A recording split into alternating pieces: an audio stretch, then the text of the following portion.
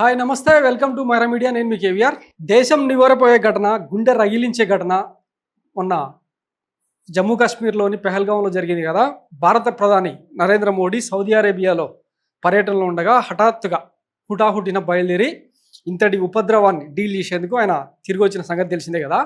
నిన్న దేశం మొత్తం అంటే ర్యాలీలు తీస్తూ ఈ ఉగ్రవాదాన్ని, పాకిస్తాన్ను అంతమొందించకపోతే ఇంకా సర్జికల్ స్ట్రైక్స్, సంతాప తీర్మానాలు ఇవన్నీ కాదు, ఏదో ఒక కఠిన చర్య తీసుకోవాలి. ఆఖరికి పీఓకే అంటే ఏదైతే వివాదాస్పద భూమి ఉందో దాన్ని ఆక్యుపై చేసుకునేలాగా పాకిస్తాన్ను ఇక ఎంత మాత్రం ఎంటర్టైన్మెంట్ చేయకుండా కఠిన చర్యలు తీసుకోవాలని చెప్పి దేశం నిర్ణయించింది. ఈ నేపథ్యంలో నరేంద్ర మోడీ అంటే సౌదీ అరేబియా నుంచి వస్తూనే ఢిల్లీ ఎయిర్పోర్ట్లో ఒక అత్యవసర మీటింగ్ నిర్వహించి కొన్ని కఠిన నిర్ణయాలు తీసుకున్నారు.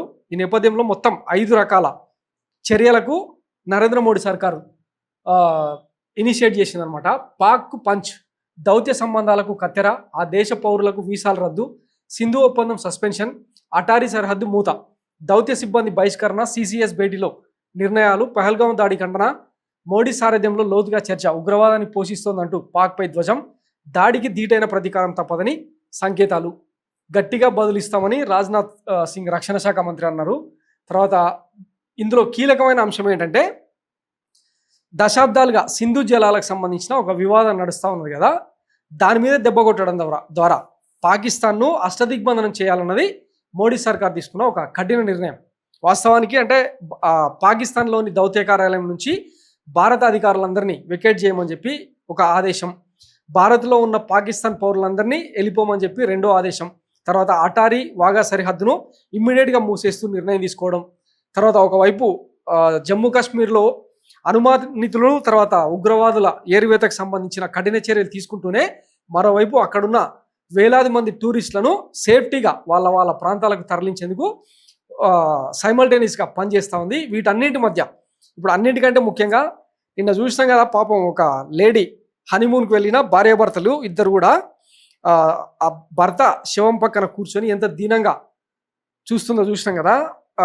ఏరి అంటే మరీ పేరు అడిగి ఐడి అడిగి మరీ బుల్లెట్ల వర్షం కురిపించి ఎంత దారుణంగా హింసించి చంపారో చూసినాం కదా. ఈ నేపథ్యంలో ప్రతి భారతీయుడి గుండె కుతకుతలు ఆడిపోయింది, ఉడికిపోయింది అనమాట, రక్తం మరిగిపోయింది.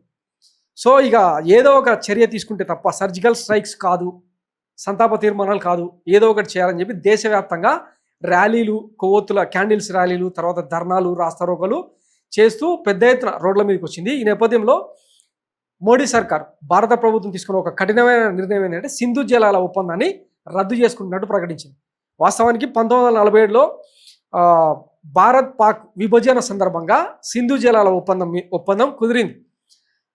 అదేంటంటే హిమాలయాల పర్వతాల నుంచి సింధు నది పారుతూ కిందికి వస్తూ అరేబియా మహాసముద్రంలో కలుస్తుంది. మొత్తం 3180 కిలోమీటర్ల పాసింగ్ ఏరియా అది. ఈ నేపథ్యంలో తూర్పు తీరాన ఒక 3 నదులు, పశ్చిమ నుంచి మరొక 3 నదులు, సట్లెజ్, రావి, బియాస్, ఇండస్ లాంటి ఒక 6 నదులు, ఉపనదులు వచ్చి సింధులో కలిసి అరేబియాలోకి వెళ్తాయన్నమాట, అరేబియా మహాసముద్రంలో కలుస్తాయి. ఈ నేపథ్యంలో ఈ దేశ విభజన సందర్భంగా ఈ సింధు జలాల పంపకానికి 2 దేశాలు బాగా అంటే తీవ్రంగా కొట్లాడుతున్న నేపథ్యంలో వరల్డ్ బ్యాంకు, అంతర్జాతీయ సంస్థలన్నీ కలిసి ఒక ఒప్పందం చేసినాయి అనమాట. అదేంటంటే తూర్పున ఉన్న 3 నదులను, రావి, బియాస్, సట్లెజ్ నదులను భారత్కు, మిగతా నదులను పాకిస్తాన్కు ఇస్తూ ఆ జలాల్ని వాడుకోమని చెప్పి అప్పట్లో కుదిరిన ఒప్పందం. అయితే 1969లో, 71లో, 1999లో 3 సందర్భాల్లో భారత్ పాక్ మధ్య యుద్ధ వాతావరణం నెలకొన్న సంగతి తెలిసింది కదా. అప్పుడు కూడా ఏ ప్రధాని ఈ సింధు జలాల ఒప్పందం మీద ఫోకస్ చేయలేదు.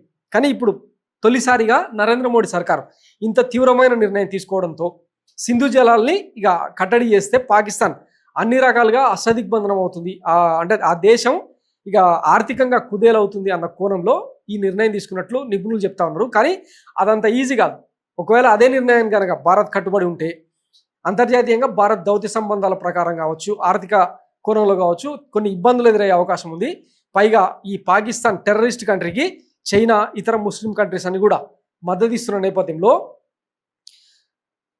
బ్రహ్మపుత్ర అంటే చైనా భూభాగం నుంచి పారే బ్రహ్మపుత్ర నది జలాల మీద ఒకవేళ చైనా కనుక నిర్ణయం తీసుకుంటే భారత్ కూడా ఇబ్బంది పడే అవకాశం ఉందన్న చర్చ కూడా తెర మీదకి వస్తుందన్నమాట.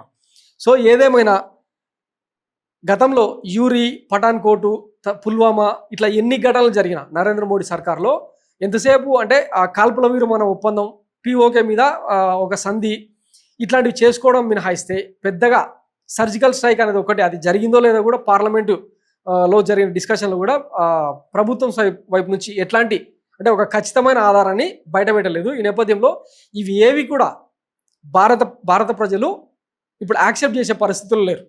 సో మరి ఈ సింధు జలాల ఒప్పందాన్ని రద్దు చేస్తూ పాకిస్తాన్ను అష్టదిగ్బంధనం చేస్తుందా లేదా అన్నది వేచి చూడాలి. ఇప్పుడు మరి నరేంద్ర మోడీ ఎట్లాంటి నిర్ణయం తీసుకుంటారు, రాబోయే రోజుల్లో ఇంకా ఎంత కఠినమైన నిర్ణయాలు పాకిస్తాన్ దిశగా అమలు చేస్తారన్నది వేచి చూద్దాం.